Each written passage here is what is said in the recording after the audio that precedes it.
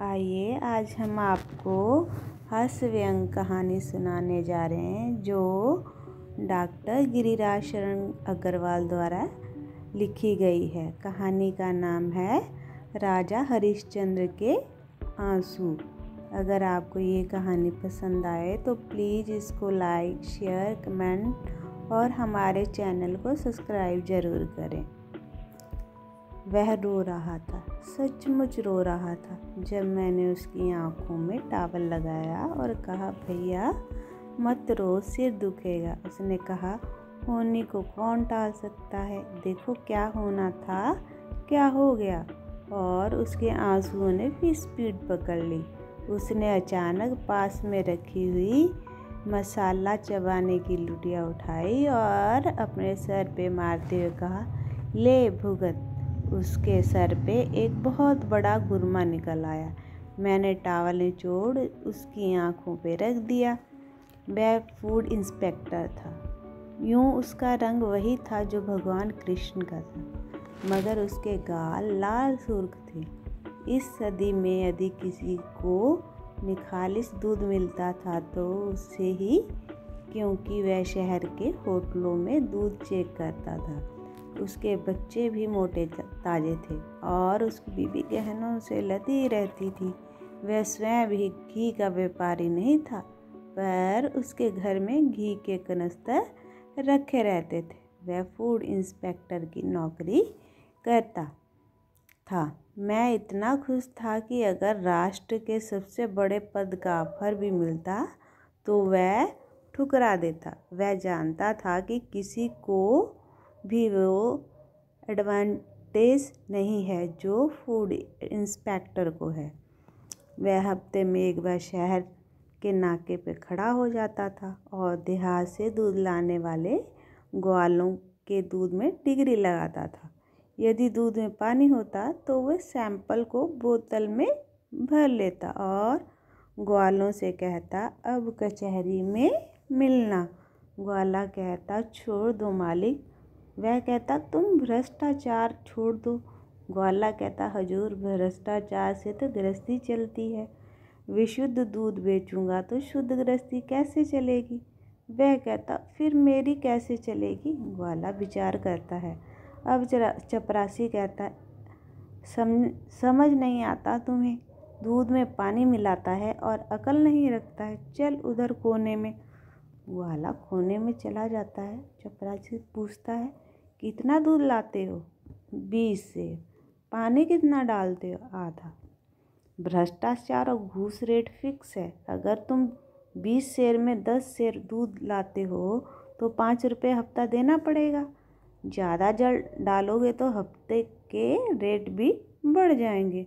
अगर मैं बिल्कुल ना मिलाऊं तो। चपरासी खींच जाता है, कहता, पानी तो मिलाया ही कर, वरना तू क्या खाएगा और हम क्या खाएंगे। हमारे साहब को भी दूध में पानी मिलाने में इतराज़ नहीं, उन्होंने इतराज़ है हफ्ता ना देने का। अब तू जा और दूसरे दूध वालों को समझा दे, मिलजुल को जो होता है वे भ्रष्टाचार नहीं होता। ग्वाला पैंट से 5 रुपये निकालता है और चपरासी को दे देता है। आगे जाकर वह नगर पालिका के नल से और पानी मिला देता है, क्योंकि 5 रुपये की तो चेट वह क्यों भोगेगा। वह रोए जा रहा था। तौलिया भीग के वजनदार हो गया। उसने रोते हुए कहा, तुम्हारे पास टिक 20 है। मैंने कहा, नहीं। वह बोला, मैं पैसे देता हूँ, ला सकते हो। मैंने कहा, हाँ, आज दुकान बंद है। वह बहुत निराश हुआ और रोने लगा। उस समय वह आत्महत्या करने के मूड में था। मूड का कोई भरोसा नहीं, कब बदल जाए, इसलिए लगातार रो रहा था। मैंने कहा, उठो और मुँह धो लो, तुम्हारी क्या गलती थी, तुमने तो अपना कर्तव्य किया। वह चिढ़ गया, बोला, कर्तव्य ने तो ही तो मुझे डुबाया, कर्तव्य करके इस जमाने में कौन सुखी हुआ है। मैंने उसे पहली बार इतना दार्शनिक होते हुए देखा। दूध की डिग्री से वह दर्शन पर कैसे आ गया। वह एक तो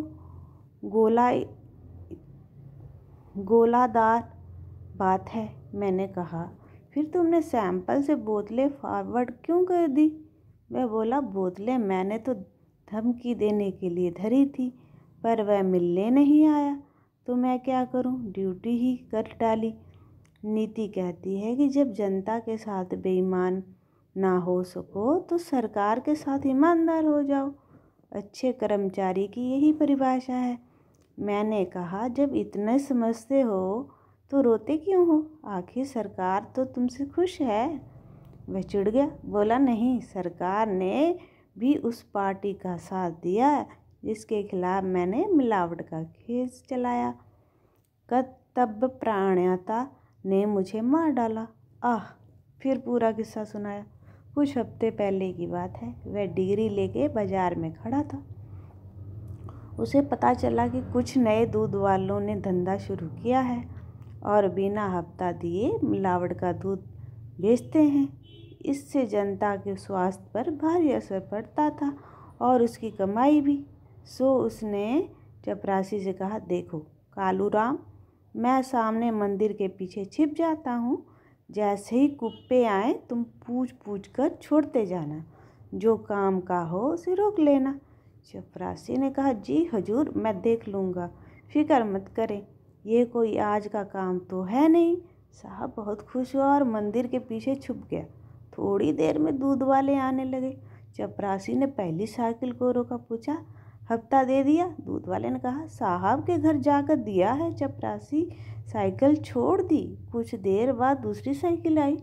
यह एक नए दूध वाले की थी। चपरासी ने उसे भी रोका। दूध वाले ने पूछा, क्या बात है? चपरासी ने कहा, दूध में डिग्री लगेगी। दूध वाले ने कहा, सबके दूध में तो लगती है। चपरासी बोला, लग भी सकती है और नहीं भी लग सकती, ये तो तुम्हें तय करना है किसके दूध में डिग्री लगेगी। तुमने हफ्ता नहीं दिया इसलिए तुम्हारे दूध में लगेगी।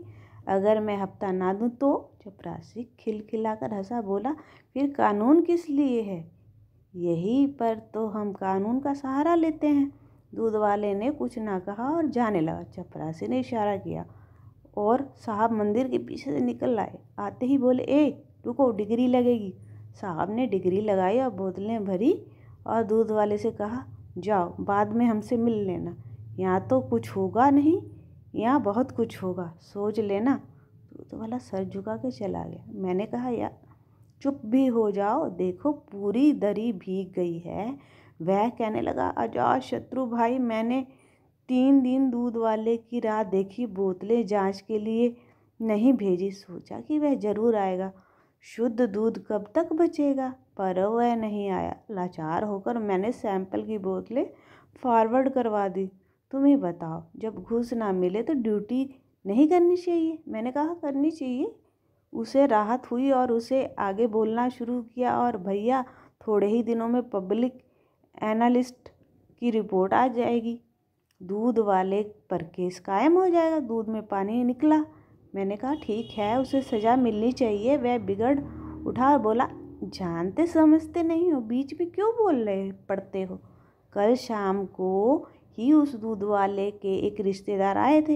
वह सामाजिक कार्यकर्ता थे और मेरे मित्र हैं। उन्होंने मुझसे कहा, यार डायन भी एक घर छोड़ देती है, तुमने हमारे आदमी का ही दूध पकड़ लिया।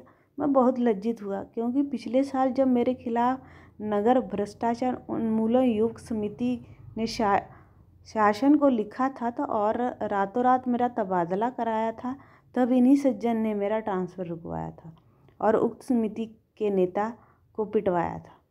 तुमने उन्हें क्या सफाई दी? मैंने पूछा। वह बोला, मैंने जवाब दिया कि मामा जी, अगर मुझे पता चलता है कि यह आपके आदमी का दूध है तो मैं खुद ही उसे सलाह देता कि पानी डाल ले, पर उसने भी कुछ नहीं बताया। फिर मैंने बोतल भी खोल रखी थी, पर वह नहीं आया। अब तो मैं कुछ कर नहीं सकता, उसे बचाऊंगा तो खुद फंस जाऊंगा।